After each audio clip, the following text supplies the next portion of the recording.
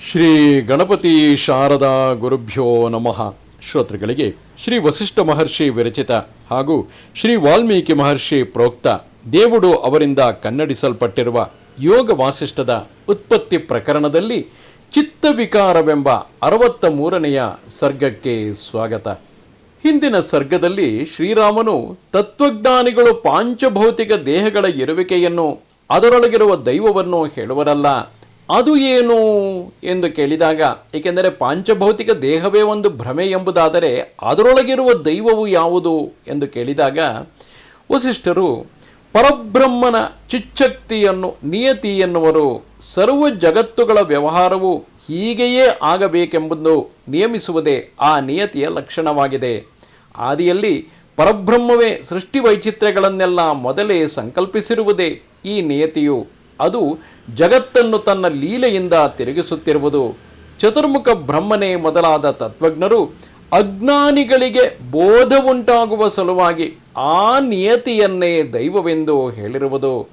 ಜಗತ್ತಿನ ವ್ಯವಸ್ಥಾರೂಪವಾಗಿ ಪ್ರತಿಯೊಂದು ಪದಾರ್ಥವೂ ಹೀಗೆಯೇ ಚಲಿಸಬೇಕು, ಅದು ಇಂತಹುದೇ ಕರ್ಮ ಫಲದ ಭೋಗವನ್ನು ಪಡೆಯಬೇಕು ಎಂಬ ನಿಯಮನ ಜ್ಞಾನವೇ ಈ ದೈವ ಬುದ್ಧಿಯು.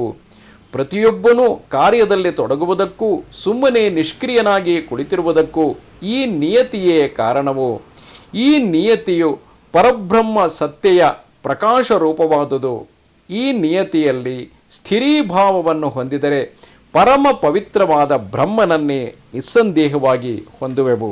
ಮುಂದುವರೆದು ವಸಿಷ್ಠರು ಹೇಳುತ್ತಾರೆ, ವತ್ಸ ರಾಮ, ಈ ಮಾಯಾ ಶಬಲವಾದ ಪರಬ್ರಹ್ಮ ತತ್ವವು ಸರ್ವ ಪ್ರಕಾರಗಳಲ್ಲಿಯೂ ಸರ್ವ ಕಾಲದಲ್ಲಿಯೂ ಸರ್ವ ದೇಶಗಳಿಂದಲೂ ಸರ್ವ ಭಾವ ಸಮರ್ಥವಾದುದು. ಆದುದರಿಂದ ಸರ್ವಾಕಾರವಾದುದು. ಸರ್ವಜ್ಞತ್ವದಿಂದ ಸರ್ವ ನಿಯಾಮಕನಾದ ಸರ್ವೇಶ್ವರವು ಸರ್ವವ್ಯಾಪಿಯು, ಅದು ಸರ್ವಸ್ವರೂಪವು. ಇಂತಹ ಈ ಪರಮಾತ್ಮನಾದರೂ ಸ್ವಯಂ ಸರ್ವಶಕ್ತನಾದ ಕಾರಣ ಕೆಲವೆಡೆ ಅಂತಃಕರಣೋಪಾಧಿಗಳಲ್ಲಿ ಜೀವರೂಪವಾಗಿ ಪ್ರವೇಶ ಮಾಡಿ ಚಿಚ್ಚಕ್ತಿಯನ್ನು ಪ್ರಕಟಪಡಿಸುವನು. ಇನ್ನು ಬೇರೆ ಕೆಲವು ಕಡೆ ಸಾತ್ವಿಕೋಪಾಧಿಯಲ್ಲಿ ಶಾಂತಿಯನ್ನು ಪ್ರಕಟಿಸುವನು. ತಾಮಸೋಪಾಧಿಯಲ್ಲಿ ರಾಗ ಲೋಭ ಪ್ರವೃತ್ತಿ ಮುಂತಾದ ಉಲ್ಲಾಸವನ್ನು ಪ್ರಕಟಪಡಿಸುವನು. ಇನ್ನೂ ಬೇರೆ ಕೆಲವೆಡೆಗಳಲ್ಲಿ ಗುಣ ಕಾರ್ಯಗಳು ಮಿಶ್ರಿತವಾಗಿರುವುದರಿಂದ ಇಂತಹುದೆಂದು ಸ್ಪಷ್ಟಪಡಿಸಲು ಅಸಾಧ್ಯವಾದ ಶಕ್ತಿಯನ್ನು ಪ್ರಕಟಪಡಿಸುವನು. ಸುಷುಪ್ತಿ ಪ್ರಳಯ ಕಾಲಗಳಲ್ಲಿಯಾದರೂ ಯಾವುದನ್ನೂ ಪ್ರಕಟಿಸದೆ ನಿಷ್ಕ್ರಿಯನಾಗಿರುವನು.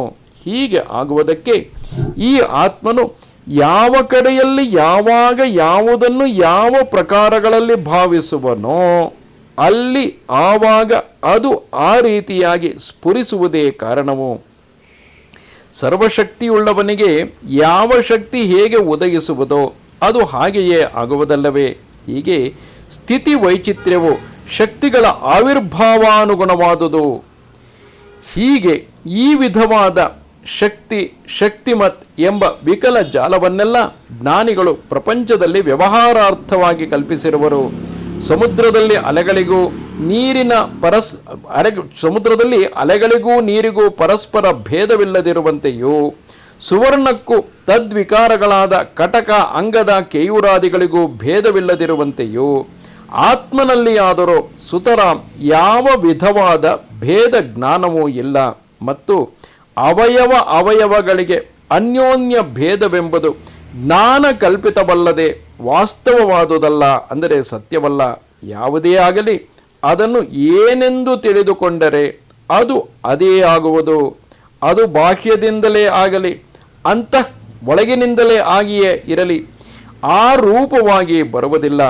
ಪ್ರಪಂಚದಲ್ಲಿ ರಜ್ಜು ಅಂದರೆ ಹಗ್ಗ ಮೊದಲಾದ ವಸ್ತುಗಳನ್ನು ನೋಡಿ ಸರ್ಪ ಅಥವಾ ಹಾವು ಮುಂತಾದ ಯಾವ ಪ್ರಕಾರದಿಂದ ನಾವು ತಿಳಿಯುವೆವೋ ಅದು, ಅಂದರೆ ಆ ರಜ್ಜು ಅಥವಾ ಹಗ್ಗ ಮೊದಲಾದವು ಸರ್ಪ ಮುಂತಾದ ಪ್ರಕಾರದಿಂದಲೇ ನಮ್ಮ ಬುದ್ಧಿಯಲ್ಲಿ ವಿವರ್ತವಾಗಿ ನೆಲೆಸಿಬಿಡುವುದು. ಇದು ಪರಮಾರ್ಥವಲ್ಲ, ಕೇವಲ ಭ್ರಾಂತಿಯೇ ಸರಿ. ಇಷ್ಟೇ ಹೊರತು ಆ ರಜ್ಜುವಿನಲ್ಲಿ ಹಗ್ಗದಲ್ಲಿ ಎಷ್ಟು ಹುಡುಕಿದರೂ ಅದರ ಒಳಗೂ ಹೊರಗೂ ಎಲ್ಲಿಯೂ ಯಾವಾಗಲೂ ವಾಸ್ತವವಾಗಿ ಆ ಸರ್ಪವು ಇರುವುದೇ ಇಲ್ಲ. ಹೀಗೆಯೇ ಆತ್ಮನಲ್ಲಿಯೂ ಎಂದು ತಿಳಿಯಬೇಕು. ಸರ್ವಪ್ರಕಾಶಕವಾದ ಬ್ರಹ್ಮವು ಸ್ವಯಂ ಸರ್ವಾತ್ಮಕವೂ. ಅದರಿಂದ ಒಂದೆಡೆಯಲ್ಲಿ ಉಂಟಾದ ಭ್ರಾಂತಿಗೆ ಅನುಗುಣವಾಗಿ ಒಂದು ಪದಾರ್ಥ ರೂಪವನ್ನು ನೋಡುವುದು.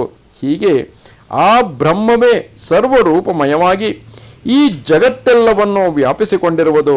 ತತ್ವಜ್ಞಾನ ಶೂನ್ಯರಾದವರು ಶಕ್ತಿಮತ್ ಎಂದು ಅವಯವಿ ಎಂದು ನಾನಾ ರೂಪ ಭೇದಗಳನ್ನು ಕಲ್ಪಿಸಿಕೊಂಡಿರುವರು. ಆದರೂ ಇವು ಪರಮಾರ್ಥವಲ್ಲ.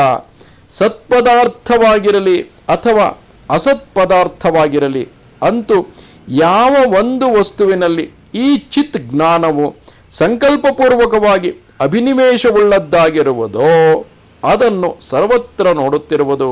ಆದರೂ ಅಖಂಡವಾದ ಈ ಚಿತ್ ಅಂದರೆ ಜ್ಞಾನವೇ ಸದಾ ಸತ್ಸ್ವರೂಪವಾದ ಬ್ರಹ್ಮವಾಗಿಯೇ ಭಾಸಿಸುತ್ತಿರುವುದು.